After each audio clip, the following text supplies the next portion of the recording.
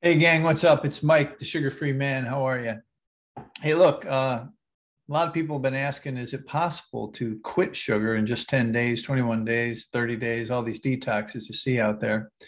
And I'm here to answer that question today and kind of give you some insight as to what it really takes to make sugar freedom a lifestyle. And you see all these 10-day, 21-day, 30-day sugar detoxes out there. And as I've said many times, they're really just additions bolted on programs to some diet or shake or exercise program. And they're really dangerous. And again, I'm happy that they're raising the awareness around sugar, but in reality, they're harming you. And that's who I'm interested in, is helping you guys to quit the sugar and make it a lifestyle, make it something that, if you do go back to it, you're in control and it doesn't control you. So what is the difference between what is a detox? Why does it work? Why is it necessary even? It's necessary to detox from sugar because you need to do what I call returning your body to its factory settings. You might want to write that one down. Since you were a baby, probably since you were in the womb, you've used sugar and your parents use sugar on you and giving you cookies for rewards and such to modify the behavior and to modify how you're feeling at the time.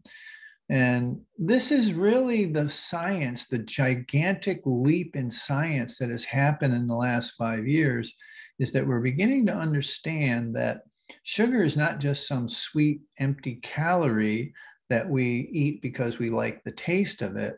What it's become, and people are starting to understand this now, is that scientifically, it really is a non-effort based, a substance-based activator of the dopamine receptors in your brain and other reward chemicals, serotonin, oxytocin, endorphins, these kind of different reward chemicals are all activated by drugs, by substances. Not just sugar, but alcohol and heroin and even sex and gambling. These things are literally active, these brain reward chemicals. We here at sugardetox.com, we have this understanding. Now, remember, we've detoxed tens of thousands of people, and we've seen the patterns that happen. And what happens is people substitute effort-based, think about this, now write it down, effort-based dopamine production, which is walking, running, chasing food, chasing sex, whatever, that we evolved to do. They've substituted this with just a substance and sitting on the couch, literally. They can just eat a cookie, eat some ice cream, whatever, and get that same feeling that the body was supposed to have when it was doing these evolutionary and species procreating things, right? And now it's really just evolved. Honestly, in the last 5 years, the science is so clear on this. They literally, put people in MRIs and they can put the little sweet taste on their mouth because we don't want them to move because that affects the MRI. But when they do it, they can see the brain light up, right? They can see your brain light up. And it's kind of scary, really, because the food companies know this and they're using MRIs to see how their products are affecting people. So what do you have to do during the detox and after the detox to get to a life of sugar freedom? To get to a life of sugar freedom, you really need to make this like conscious awareness. I call it an interruption pattern. You have to interrupt the idea that you are craving a sweet taste or a product. It's like the whole body co-ops itself. If you're an ice cream aficionado, you like that smoothie crave. If you like hard candy, if you like soda, it doesn't matter what your vice is, if you will. The body kind of co-ops all of its senses to use. It's same. Look at this heroin or alcohol or cigarettes. Let's say cigarettes. I mean, cigarettes come in via smoke in the lungs, right? So you start thinking that you're craving a cigarette. You're craving to have that smoke go into your lungs. Problem with sugar is that it co-opted the actual healthy part, the part you need, which is the delivery system of food, right? So you've delivered your sugar comes down the same thing and into the same stomach as your whole food, the thing that nourishes you and keeps you alive. And so we've got to separate those two things out, right? We have to cleave apart this idea that you are hungry or you need this. You have to think every time you have those cravings, interrupt it, snap your hands right in front of your face, I'm saying, and say, what do you really need?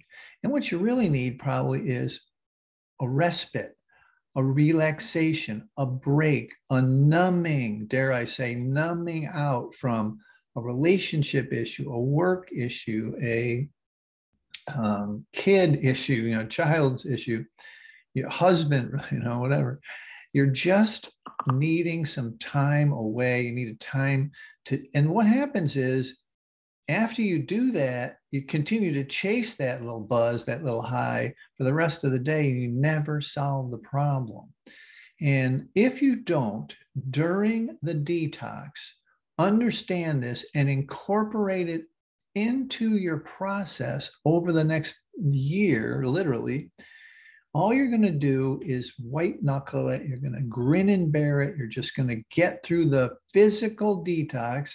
You'll sweat, you'll be depressed, you'll be all of the, all the physical, I don't have to tell you all the physical detox symptoms. There's a couple of videos, you can look it up if you want. But literally, if you don't understand this construct that I'm laying down for you right now, if you don't separate out the idea that you're craving a physical, a sweet taste in your mouth, and you want to, you just want to taste it or eat it or chew it, and that your body is really desiring a dopamine hit or all of the other brain reward chemicals, because we don't, honestly, the scientists don't even know what all happens. They know all of these things are affected, but they don't know, and everybody's a little bit different. And so, but the reality is they do know that these things are affected, gravely affected, when you ingest these products. So what's the answer? The answer is to A, start. I've said this before. B, get support, right? Because look, you're going to seem like an odd man out, odd woman out. You may even have a credibility issue. You may have started so many diets, so many I quit this, I quit that things, that your family and maybe even yourself don't believe you anymore. And it's like you're frustrated and upset that you can't keep your own promises to yourself. And the only way out of that part of the dilemma, beyond starting, 1, 2, getting support, is to get support of people who have done this before and who are willing to tell you the honest truth when you're craving something, that, help you sit down and sort out what you're really after. And then eventually what happens is, say you're doing that substitution. What do I really need? Maybe you need to work on the relationship or whatever. But for the most part, at the beginning, for the first 5 or 6 months, 3 or 4 months, whatever, what you want to do is just substitute an effort-based dopamine production. That means very simply, just go for a walk, just get a hug, call a friend, get a mani-pedi, whatever it is that is a self-care thing that will produce a little bit of good dope. Eat some good whole food.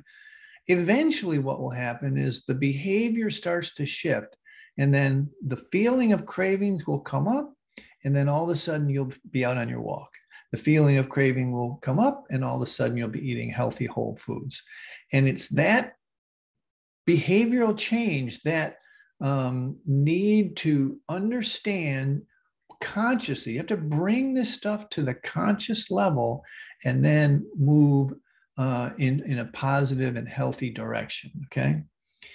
Just a short, quick lesson about what needs to happen, kind of an overview. Like and subscribe, and we're going to go into much more deeper detail during more of the video. So guys, really appreciate you guys listening. Like and subscribe. It helps us get it out to more people. We want to get 1 million people in the next couple of years, understanding their relationship with sugar. Sugar-free man, Mike, look us up, social media. Talk to you real soon. Bye for now.